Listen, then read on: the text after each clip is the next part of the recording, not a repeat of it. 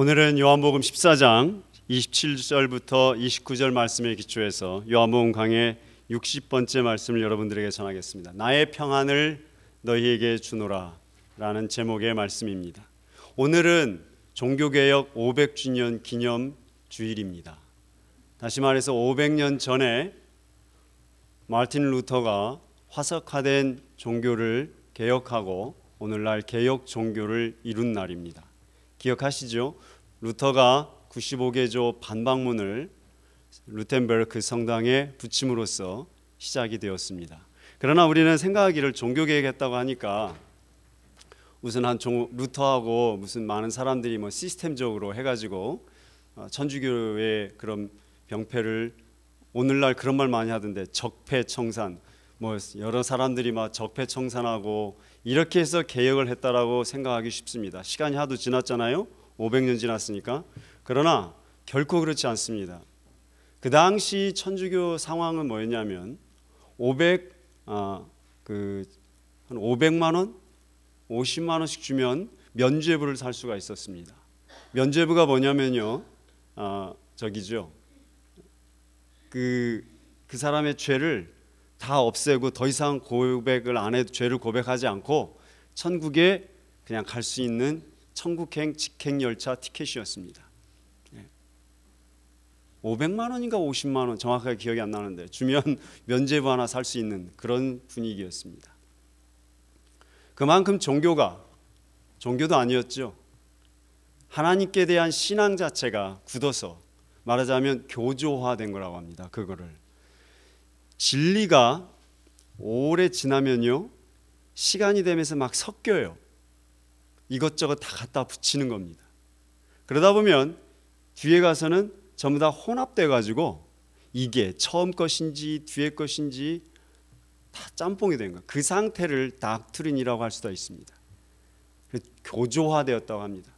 진리는 따로 있는데 진리 말고 거기에서 유추해냈던 우리들의 생각이 진리가 되었습니다. 그래서 이 비진리가 진리를 몰아내는 현상, 그것은 어디 역사에서나 반복이 되어 왔습니다. 지금 우리 시대도 마찬가지입니다. 오늘날 한국에서도 종교개혁 500주년이라 해서 기념행사 참 많이 합니다. 그 기사들을 여러 가지 읽어보는데 오늘 우리 교단에 우리 한국에 있는 교단이 몇 개인 줄 아십니까? 이런 PCUSA, 감리교 이런 것처럼 교단이 300개가 있습니다. 그리고 오늘날 이 기독교의 어려움들 형식화된다고 그러거든요. 이거 제가 하는 소리가 아니에요. 제가 비난하는 게 아니고요. 이건 이미 분석된 것입니다. 50년 전부터 고민하는 거죠. 기독교가 형식화되어서 이거를 되돌이키는 게 너무 힘이 든 상황이 되었습니다. 지난주에 친예교 뉴송교회죠. 댈러스 뉴송교회에서 주최한 목회자 컨퍼런스에 갔다 왔는데 거기는 친예교단입니다. 아무래도 미국 장로교보다는 더 활발하게 움직이고 있는 현재 교단입니다.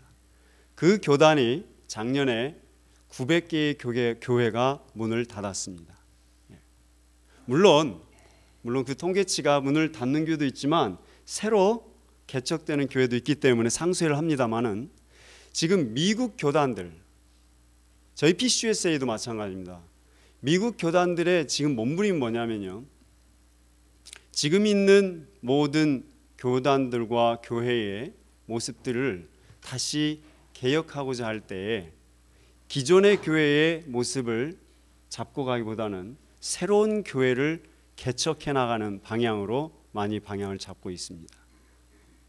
그것이 현재 기독교입니다. 오늘날 우리도 마찬가지일지 모릅니다. 우리의 모습도 예수 그리스도의 제자의 제자도는 다 사라져버리고 어찌 보면 형식화된 종교 속에서 안주하고 있는지 모릅니다. 그러한 상황 가운데서 우리는 뭐가 대단한 것이 필요할지 모른다고 생각합니다. 그러나 그 종교개혁을 이루었던 그 엄청난 역사적 사건을 이루었던 그 계기를 잘 보시면 한 사람에 의해서 이루어졌습니다. 딱 한 사람, 루터 한 사람. 루터가 아무리 쳐다봐도 루터의 전기를 나중에 제가 소개시켜드릴 기회가 있을지 모르지만 정말 고민을 많이 한 사람입니다. 정말 신앙생활을 제대로 해보려고 무척 노력했던 사람입니다. 그러다가 이 큰 은혜를 덧입은 사람이죠. 그 한 사람에 의해서 종교개혁이 이루어졌어요. 그리고 그 종교개혁의 그 여파가 오늘날 500년까지 이어왔습니다. 하다가 너무 힘드니까 루터가 포기하려고 했습니다. 정말입니다. 포기하려고 하니까 그 아내가 참 지혜로웠어요. 그 아내가 뭐 했는지 아십니까? 루터 방문 앞에 딱 서가지고 소복을, 상복을, 장례식장을 옷을 입고 딱 문 앞에 서 있었습니다. 그리고 남편이 놀래가지고 무슨 일이냐고, 누가 죽었냐고 그러니까 그 아내가, 루터의 아내가 했던 말이 그거였습니다. 내 남편 루터가 죽었다. 오늘 내 남편 루터가 죽었다. 소수의 불의가 다수의 침묵에 의해서 진리로 변장되고 둔갑되는 이 시대 가운데서 내 남편은 입 다물고 있다. 그런 남편이 죽었다. 그렇게 해서 이 사람이 다시 시작한 것입니다.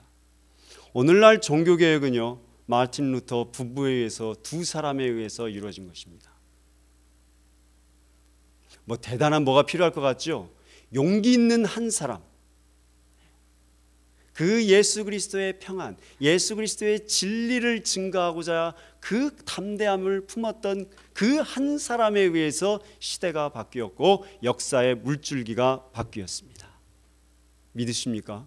이거 안 믿으셔도 돼요. 역사책에 다 나와 있는 얘기입니다. 그만큼 시대에는 한 사람이 중요합니다. 내 먹고 살기 위해서 발버둥치는 한 사람이 아니라 시대의 흐름을 이해하고 진리를 지켜가고 하나님의 말씀으로 세우고자 하는 그 용기 있는 그 한 사람, 어떤 상황 가운데서도 눈 하나 깜짝하지 않는 그 한 사람이 시대를 바꿔왔습니다. 아멘. 여러분이 그 사람이 되시기를 오늘 이 시간 축복합니다. 오늘 제가 여러분들에게 그 대학 졸업식 연설을 하나를 보여드리고자 합니다.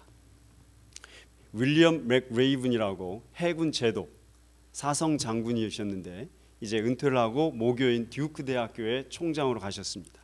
그분이 듀크 대학 졸업식에서 하는 연설입니다. 제가 이걸 보고 굉장히 참 어떻게 종교개혁 주간에 이와 같은 말씀을 듣게 되어서 감사하고, 그래서 이 내용을 여러분들에게 전하고자 합니다. 한 25분짜리인데 5분으로 줄였고요. 거기다가 한글 자막을 넣느라고 이 화질이 좀 떨어집니다만은 5분 다 듣겠습니다. 이게 편집을 해가지고 주제가 한 3개가 있습니다. 그럼 맨 뒤에 부분을 집중해서 한번 들어보시길 바랍니다. 한번 영상을 준비해 주시길 바랍니다.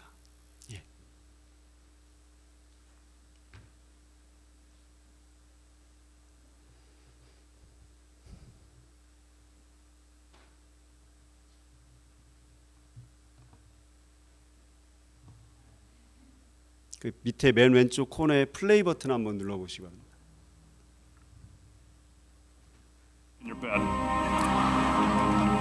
If you make your bed every morning, you will have accomplished the first task of the day. It will give you a small sense of pride, and it will encourage you to do another task, and another, and another. And by the end of the day, that one task completed will have turned into many tasks completed. Making your bed will also reinforce the fact that the little things in life matter.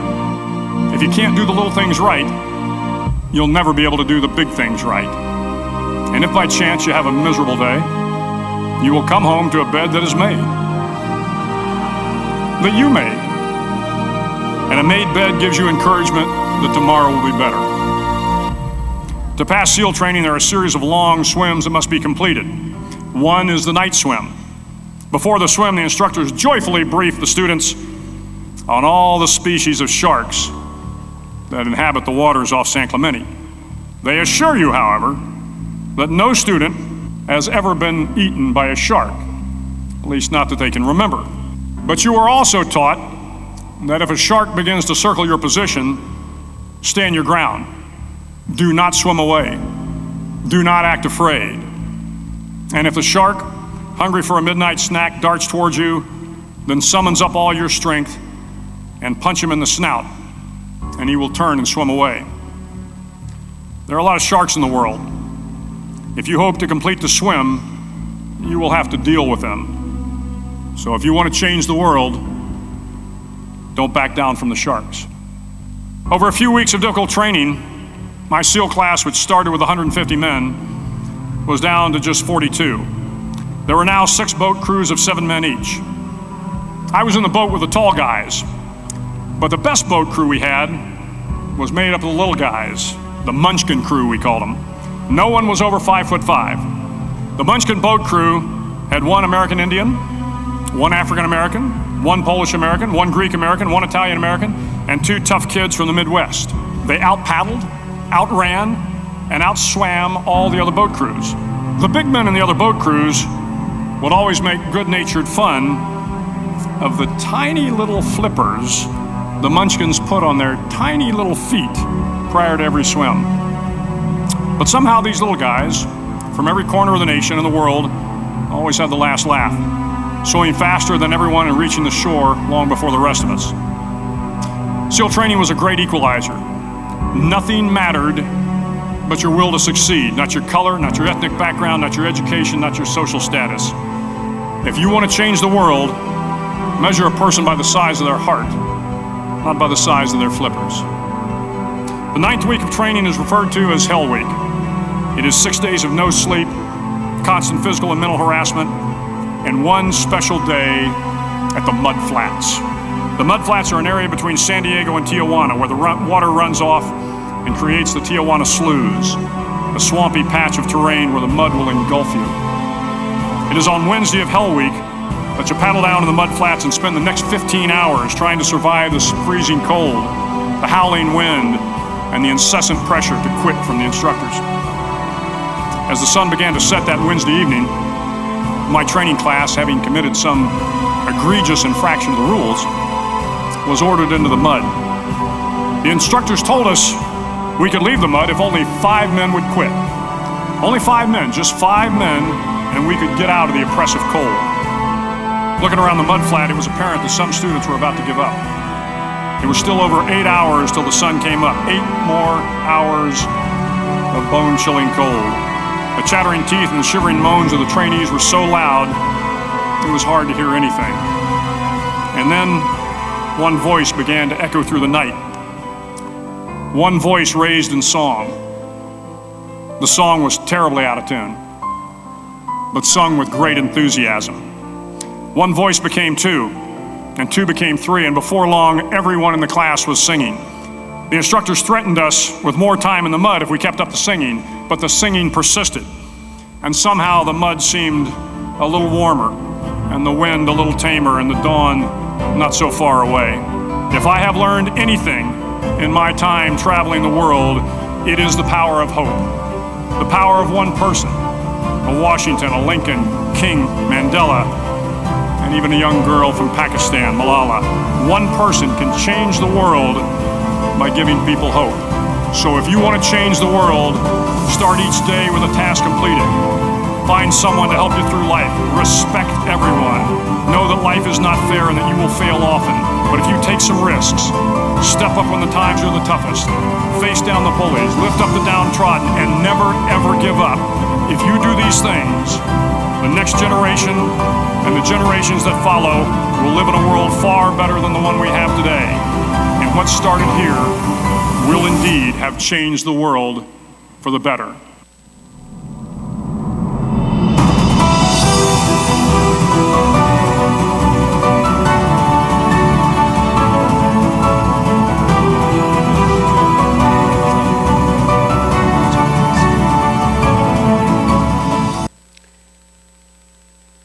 맥레이븐 장군은요, 사성 장군으로 올라가기까지 그 깊은 훈련을 지나왔습니다.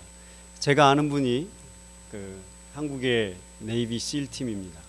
그래서 이게 샌디에고에 와서 훈련을 받으러 왔다가 종을 치고 포기하고, 그 네이비 실 훈련할 때는요, 지옥 훈련할 때는 종을 갖다 놔둡니다. 그래서 누구라도 와서 포기하고 싶으면 종을 치면 됩니다.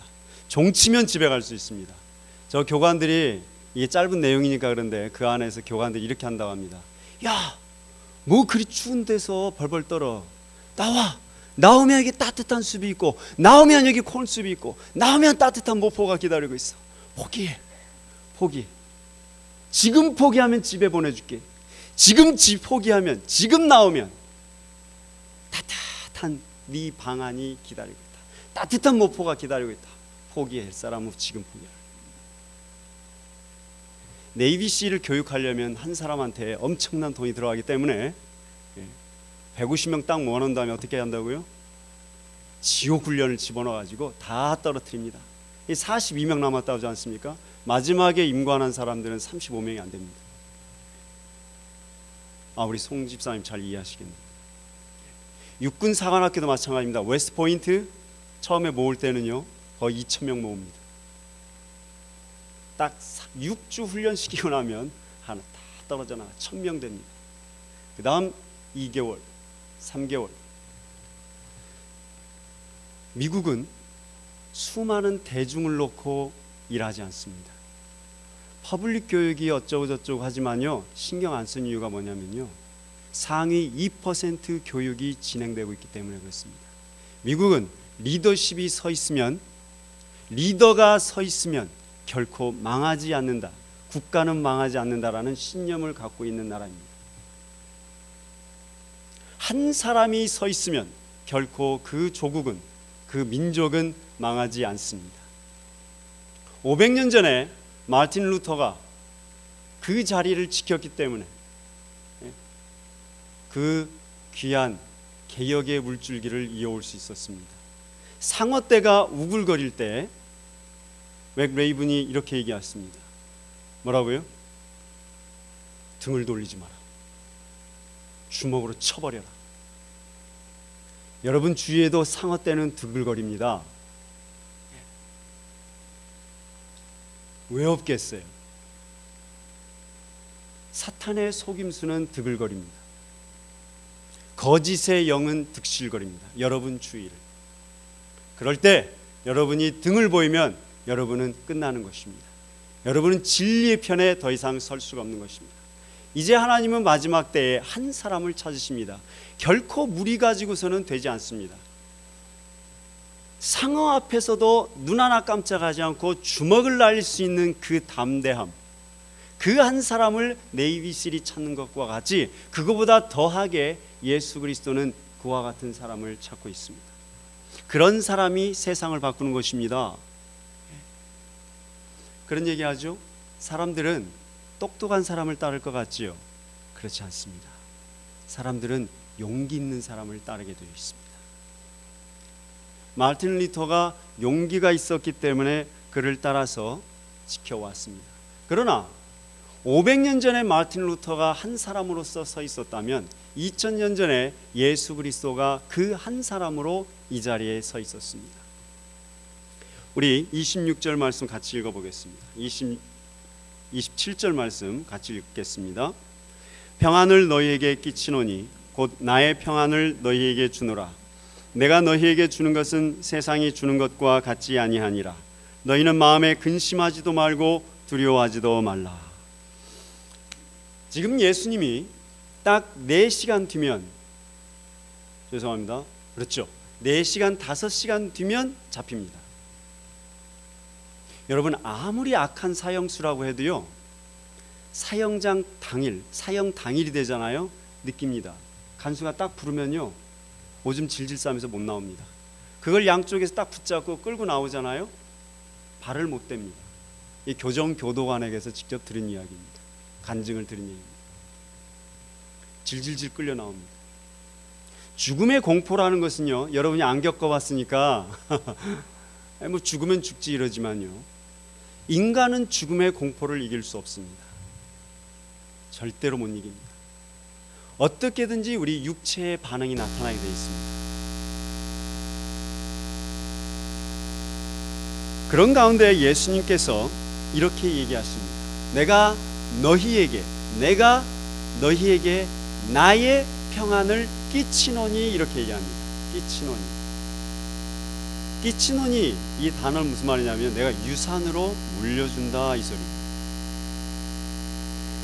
죽음을 앞에 둔 사람이 나 평안하다 그러면서 내 평안을 너희에게 준다 이렇게 말할 수 있을 것이라고 생각이 되십니까? 절대 그런 일 없습니다. 죽음이 눈앞에 있으면요 거의 대부분 똥오줌 쌉니다.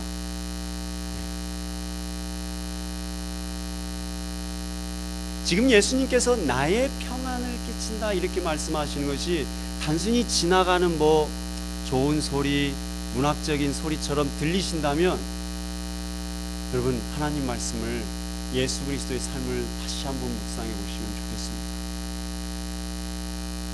제가 군에 있을 때 판문점 경비 그쪽 부대에 있었습니다. 저희는 비상이 떨어지면 그냥 죽는 부대였습니다. 그래서 연습은 합니다. 실제 연습은 하는데 실비상 걸리면 진짜 죽습니다.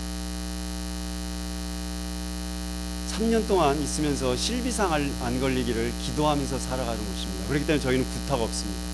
왜냐하면 전부대 중무장하고 있는 실탄 부대이기 때문에 때리면 쏴버리거든요. 그러니까 할 수가 없는 부대였습니다. 그런데 실제 실비상에 걸렸습니다. 판문점에 북한군이 중무장하고 들어오면 무조건 출동하게 돼 있는 곳입니다. 그때는 정전협정이 없는 지역입니다. 거기는. 그래서 보고하고 그렇게 들어오지 않고요. 판문점 경비는 저쪽이 중무장하고 들어오면 무조건 중무장하고 들어가서 발포할 수 있는 지역입니다. 그렇게 살벌한 곳입니다. 판문점이 이 구경하러 다니시지만 그런 곳입니다. 군인들에게는. 그런데 어느 날 무슨 이유로 실비상에 걸렸습니다. 그러니까 중대장이 외박 갔다가 실비상에서 들어오는데 얼굴이 하얗게 질려갖고 들어온 겁니다. 우린 다 죽는 걸로 교육을 받고 왔기 때문에. 그리고 그 실제 비상 대비팀은 다 유서를 써놓고 있고 손톱, 발톱, 머리카락 다 해놓고 있는 부대입니다. 근데 제가 이제 작전과이기 때문에 제가 이게 열쇠를 열어가지고 수류탄, 실탄을 다 나눠줍니다. 제가 병장일 때였는데 얼마나 손이 떨리는지 이게 안 열려요. 열쇠 구멍에 못 넣어요. 저도 병장인데도. 그래 간신히 열어갖고 나눠주는데 이 수리탄 나눠주고 이게 하는데 제 손도 떨리지만 2등병 애들은요 벌벌벌 떨어요. 울어요. 예, 그렇게 해서 진지에 들어갔습니다. 총알 소리만 나면 무조건 쏘게 돼 있는 곳인데 몇 시간째 기다리다가 어떻게 협정이 풀렸나 봐요. 그래서 집에 막사로 다시 돌아오는데 모든 군인들 그 땀으로 군복이 다 젖어 있는 상황이 됩니다. 죽음의 공포 안에 들어와 있으면요 뭐 없습니다. 나이 고아 없습니다. 그만큼 긴장하게 되는 것입니다. 그런데 지금 예수님께서 나의 평안을 너희에게 유산으로 물려주노니 내 평안을 너희에게 준다 이렇게 말씀하시는 사건은 굉장히 귀한 사건 중에 하나이고 굉장히 귀한 말씀입니다. 그러면서 이렇게 얘기하십니다. 나의 평안은 세상이 주는 것과 다르다 얘기합니다. 자, 세상이 주는 평안은 어떤 평안입니까? 단순히 딱 생각해 보시면 내가 많이 가지고 있는 것, 내가 많이 얻은 것으로 우리는 평안할지 모릅니다. 그거 의지하고 살잖아요. 숫자죠, 숫자. 한번 힘입니다. 힘에 의지해서 우리는 평안을 의지합니다. 통장의 잔고를 가지고 평안을 우리는 유지합니다. 얼마나 불쌍해요. 숫자로 밀어붙이고 얼마나 불쌍해요. 응? 예수님이 그러셨습니까?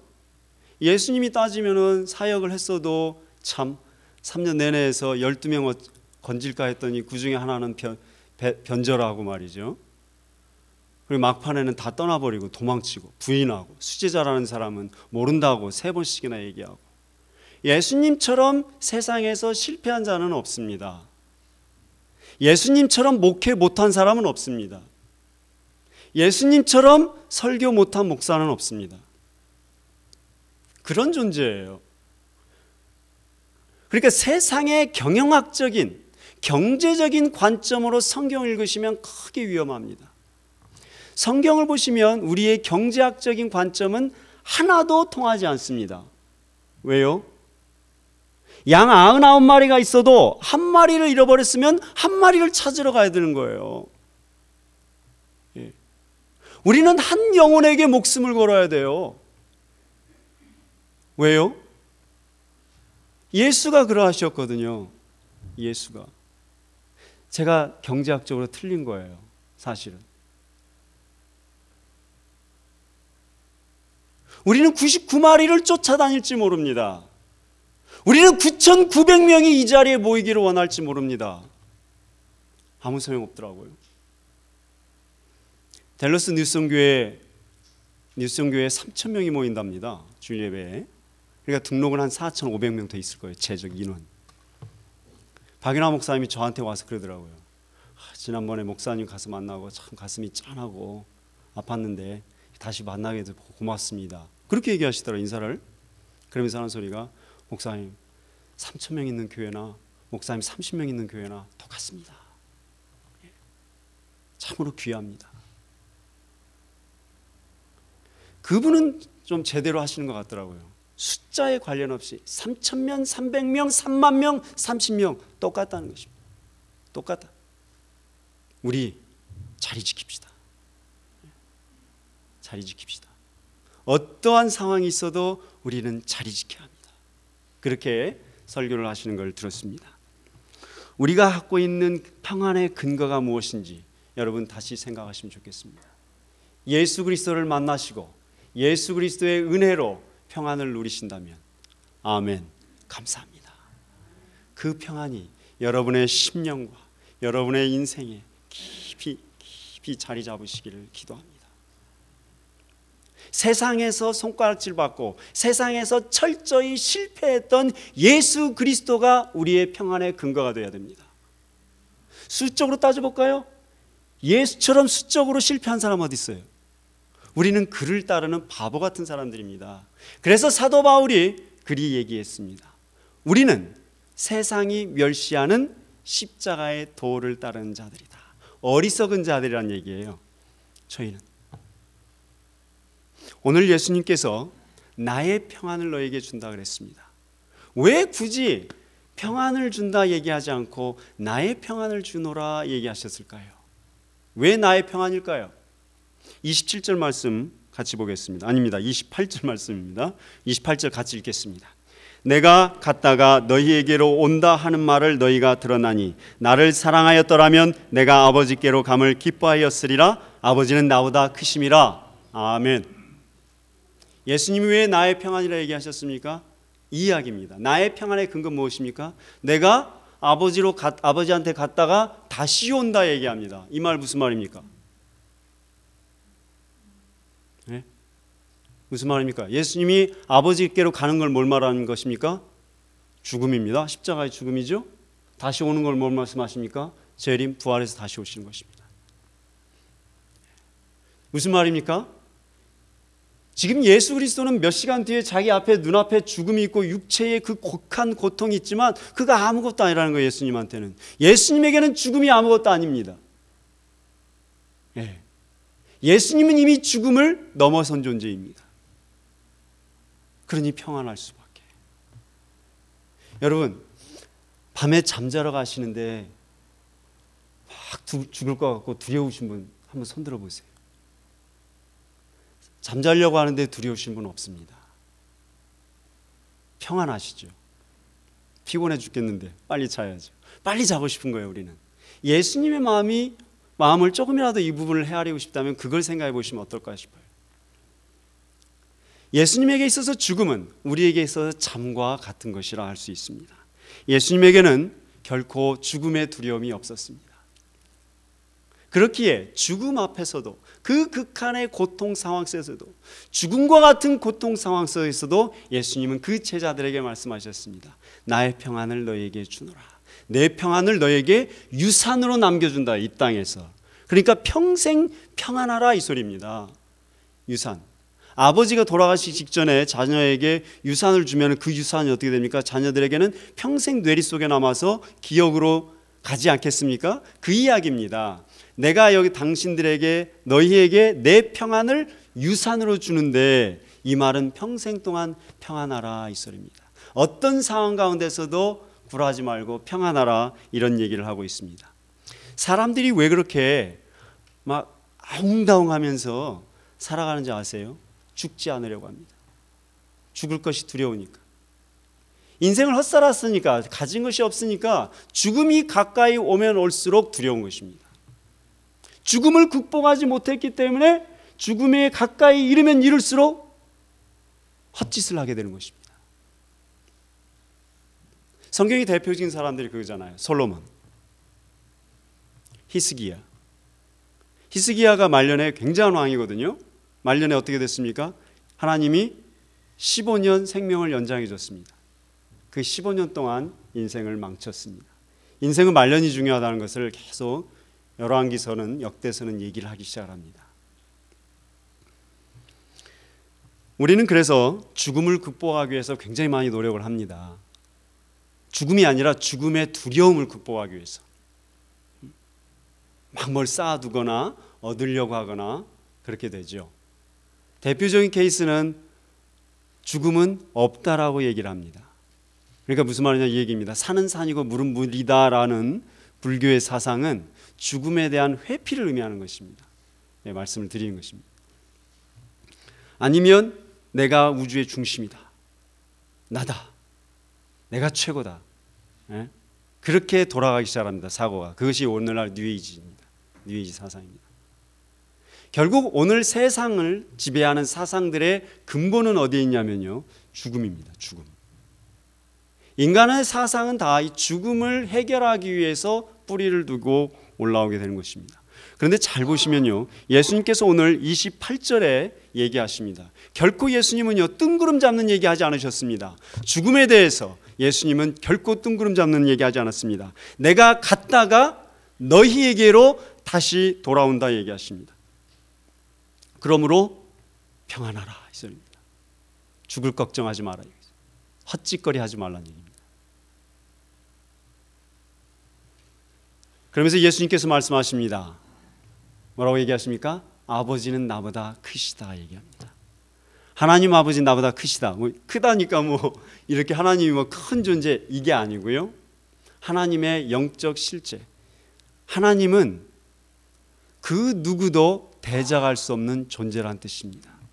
여기서 하나님을 대적하여서 이길 존재 어디 있으세요?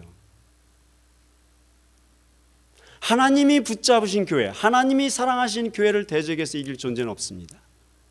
하나님을 대적하여서 여러분이 이길 존재는 없습니다. 그 말은 무슨 말입니까? 사탄이 아무리 강하다 할지라도 결코 하나님의 십자가는 이길 수 없다는 얘기입니다. 그 말은 이미 십자가의 구속을 받은 우리는 그 무엇도 우리를 죽음으로 이끌어가지 못합니다. 그 무엇도 우리를 지배하지 못합니다. 사도 바울이 뭐라고 얘기했습니까? 로마서 8장에서 누가 우리를 끊으랴. 그리스도의 사랑에서 누가 우리를 끊으랴. 로마서 8장 23절이죠. 누가 우리를 죽음이나 적신이나 공고나 고통으로부터 우리를 그리스도의 사랑에서 끊어내겠냐. 죽음이나 고통이나 아무것도 안 된다. 왜? 이미 예수 그리스도의 십자가의 평안을 덧입은 자들이기 때문에 그렇다고 말씀하십니다. 여러분이 이제 마지막에 붙잡으셔야 될 게 무엇인지 이제 분명해집니다. 무엇입니까? 주님이 주시는 평안을 깊이 누리시길 바랍니다. 단순히 내 마음에 오늘 이 시간 잠깐 반짝하는 것이 아니라 주의 평안이, 죽음 앞에 선 주님이 우리에게 주셨던 그 평안이 여러분의 평생을 지배하는 예수 그리스도의 유산이 되시기를 바랍니다. 그것이 우리가 누릴 수 있는 인생 최대 행복입니다. 인생 최대 행복. 빌 게이츠한테 물어보세요. 많이 가졌는데 행복하냐고. 그렇지 않대요. 자기도 끊임없이 걱정해야 된대요. 예. 오직 주님이 주시는 그 진정한 평안이 여러분의 내 삶의 큰 기둥이 되어야 합니다. 그렇다면 어떤 상황 가운데서도 이 평안이 우리를 흔들지 못합니다. 우리의 삶을 흔들지 못합니다. 그런데 오늘 우리가 중요하게 봐야 될 거는요, 이 평안을 주께서 누구에게 주셨는가를 우리는 보셔야 됩니다. 주께서 얘기하실 때 이 평안을 주노니 이렇게 얘기하지 않습니다. 이 평안을 세상에게 주노니 얘기하지 않았습니다. 이 평안을 모든 사람에게 끼치노니 얘기하지 않았습니다. 뭐라고 얘기하셨습니까? 27절에 분명히 얘기하십니다. 이 평안을, 나의 평안을 어떻게? 너희에게 끼치노니, 나의 평안을 너희에게 주노니 이렇게 얘기합니다. 너희가 누구입니까? 예수 그리스도의 제자들입니다. 예수가 줬다고 다 받는 건 아닙니다. 예수 그리스도의 평안이 우리 인생의 가장 진정한 행복의 근원임을 알지만 받지 못하는 자들이 너무나 많습니다. 혹시 여러분이 그러한 사람이 되지 않으시기를 간절히 축원합니다. 예수 그리스도의 제자들만이 예수의 평안을 받는다 하셨습니다. 이제 우리는 더 나아가서 이 평안을 끼치는 자들이 되어야 합니다. 500년 전에, 2000년 전에 예수 그리스도가 죽음을 앞에 두고 그의 평안을 담대하게 그의 제자들에게 나누었던 것처럼 500년 전에 마틴 루터가 그 극심한 고통 가운데서, 두려움 가운데서 얼마나 두려웠으면 그 아내가 상복을 입기까지 했을까요? 그런 가운데서 끝까지 주의 진리의 말씀을 붙들고 온리 스크립투라, 오직 말씀으로 붙들고 종교계에게 기치를 올렸던 것처럼, 진리의 평안을 우리에게 끼쳤던 것처럼 이제 우리가 진리의 평안, 예수 그리스도의 평안을 덧입고 그 평안을 나누셔야 합니다. 물론 얼마든지 포기하고 종칠 수 있습니다. 그 종을 좀 갖다 놓을까, 사다 놓을까 봐요. 그게 있더구만요, 모조품이. 힘들면 얼마든지 가서 나와가지고 그 차가운 물 속에서 나와서 얼마든지 종을 치면 따뜻한 국물이 기다리고 따뜻한 모포가 기다리고 따뜻한 아랫목이 기다린다 했습니다. 그러면 그렇게 얘기합니다. 그러면 세상을 바꿀 기회도 없어집니다. 힘들다고 뒤로 물러선다면 여러분, 우리는 하나님의 평안을 다음 세대에 물려줄 수 있는 영광과 특권과 권리를 또한 잃게 되는 것입니다. 어떻게 사실래요?